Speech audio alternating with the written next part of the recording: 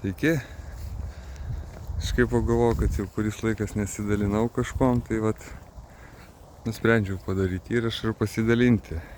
Ir kažkaip atėjo impulsas pasidalinti tuo, kas jau pasikeitė arba dar vis besikeičia mano gyvenime į gerąją pusę, tokį jau, kad grinai tokio apčiuopiamo. Ne tai, kad ten, kai geresnė diena, tai padarau video, kad čia viskas faina, o paskui 5 dienas ten kovoju pats su savim. Tai pirmas dalykas toks stiprus,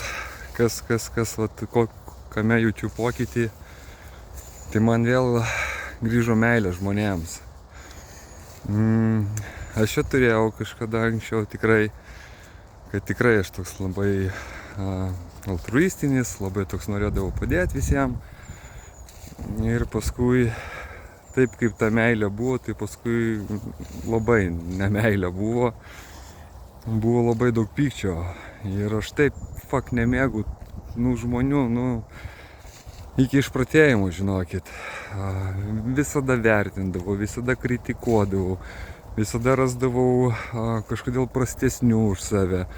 O jeigu ir būdavo, kas jau mano nuomonė galbūt geresnis, vis tiek atkasdavau, kodėl aš už jį kažkodėl pranašesnis, jis netoks dvasingas, ar nežinau, kažkas tokio. Ir tikrai labai ilgą laiką aš tame gyvenau. Ir nusiųsdamas pykti žmonėms nemeilę, aš labai jos daug atgal sulaukdavau ir tas, tiesiog užburtas ratas generuodavosi dar daugiau manyje pykčio, vertinimo ir taip toliau.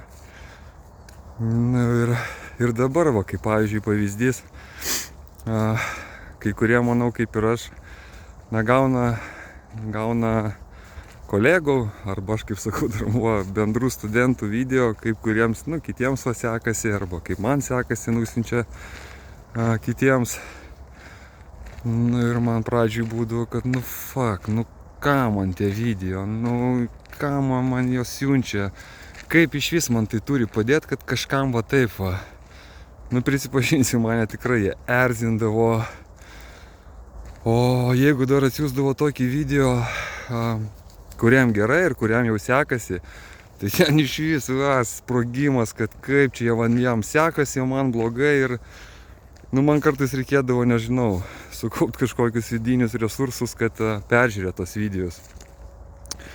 Dabar džiaugiuosi. Aš tikrai taip nuoširdžiai džiaugiuosi, žinokit, kad man literaliai įdomu, kai atsiunčia video ir aš matau, kad kažkokie žmogus, nežinau, kažką išsprendė, kažką suvokė savyje. Man toks nuoširdus ir didelis džiaugsmas yra, žinokit, tikrai kartu su jumis norisi pasidžiaugti. Aplamai požiūris į žmonės, vaikštai, tu tiesiog grožiesi, džiaugiesi visų formom, nežinau, dydžių, kažkokia savirealizacijos ar išraiškos būdais. Nes man atrodo, kad ten aš vaikštau, tiesiog kitoj formai. Ir man toks noras siųstis ir dalintis meilę, kad wow, labai tas praturtina ir pagyvina iš tikrųjų visą realybę. Antras dalykas, kurį skirčiau, tai asmeniniai santykiai su antra puse.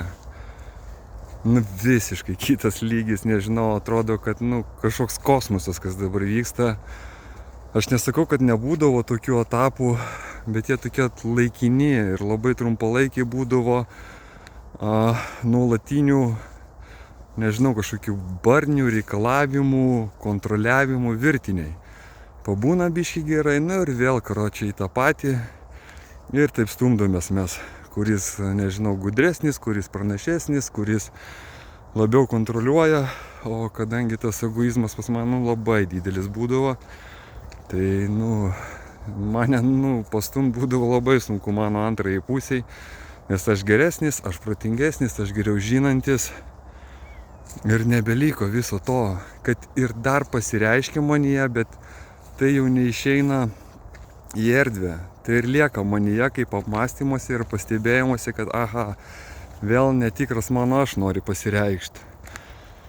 Ir dabar tie santykiai tapo tokie praturtinantis, tokie papildantis, tokie palaikantis, keičiantis man stipriai pradėjo keistis ir mano antra pusė.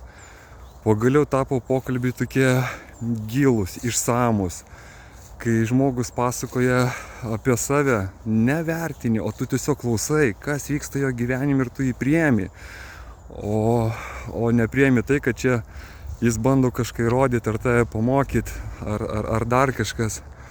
Sunku žodžiais išreikšti, bet iš tikrųjų džiaugsmas, meilė begalinė. Trečias dalykas, kurį galbūt dar norėčiau paliesti, tai atsiranda vidinės drąsos labai daug. Aš tarkim nekalbu apie tą baimę, kad aš čia kažkaip labai visko bijodavau ar dar kažkas, ne. Aš toks, pasitikintis savimi visada būdavau. Bet aš noriu ką pasakyti apie, kaip pavyzdį paimsiu. Labai, aš ten gal jau iki susitikimo su Valdu, gal jau kokius 9 metus irgi per visokias praktikas, kursus, lektorius eidavau. Ir aš ten prisiklausęs visokių klišių buvau, kad čia kaip čia rūkyt blogai, kaip aš čia negerbiu, nemyliu savo kūno. Arba ten, kaip čia blogai nešiot kažkokią vadinamąją kožą, nors aš turėjau ir turiu. Tokia kaip striukė odinė, kuri man labai patinka, aš visur su ją vaikščiodavau. Ir kai vykdavo tam tikras dvasinguolių ar ten sąmoninguolių renginys, aš neleisdavau savo ateiti, tarkim, su to koža, nes kaip čia į mane pažiūrės, ką čia kiti pamanys. Arba tarkim, kad rūkydavau ir nuvarau į kokį renginį ir jis, tarkim, trukdavo visą dieną, 8 valandas. Aš neleisdavau savo eiti porūkyti, nes ką apie mane kiti pagalvos, kaipgi aš čia dvasingumo renginio, čia bėgu iš kamp.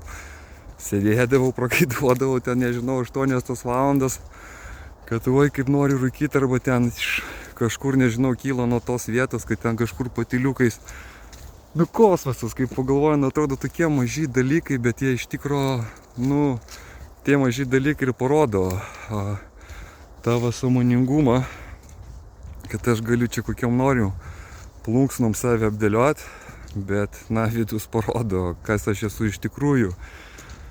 Ir ta drąsa dabar pasireiškia, kad ne tai, kad aš čia visiems noriu jo demonstruoti, bet gal per tokią prizmę, kad man taip vienodai pasidarė, man taip dzin realiai patinka kitam, nepatinka, kad aš taip rengiuosi, arba ten, kad rūkau, nerūkau, arba kažką šneku irgi labai galvodavau, ką čia pasakyti, ko nesakyti, kad ten kažkaip žmogus kažko nepagalvotų. Pradėjau drąsiau kalbėti ir žinau, kad tarkim, kai kam, tai vyksta, kad jau suvirpinu tarkim, savo draugų aplinkoje kažką, kas, iškelia tokius, nežinau, pasipiktinimus arba kažkokias gynybos schemas. Ir tada jau nori mane įvelti į žaidimus, bet aš jau kažkaip jos matau ir nebesivėliu.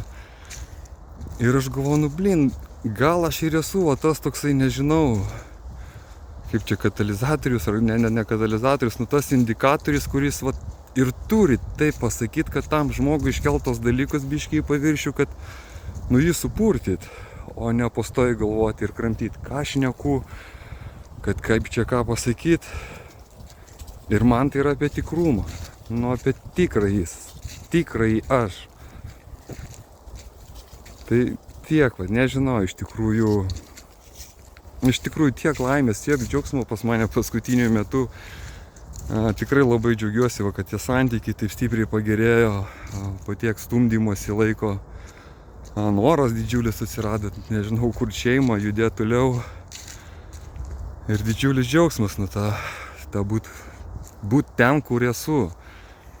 Ir suvokti, kad viskas, absoliučiai viskas, ką aš darau, kur aš esu, kur dirbu arba ko nedirbu, arba, nežinau, ką vairuoju, ką valgau, ką bedaryčiau, tai yra tik dėl to, kad aš ten norėjau būti arba buvau pasirinkęs. O ne dėl to, kad čia man taip davė kažkas, ar taip nulėmė, ar kažkas kažko nedadavė. Ir tą matydamas ir tą suprasdamas visiškai galiu daryti laisvę ir pasirinkimą daryti tai ir būti ten ir su tuo, su ko noriu. Tai tiek, labai linkėjimai visiems. Iki.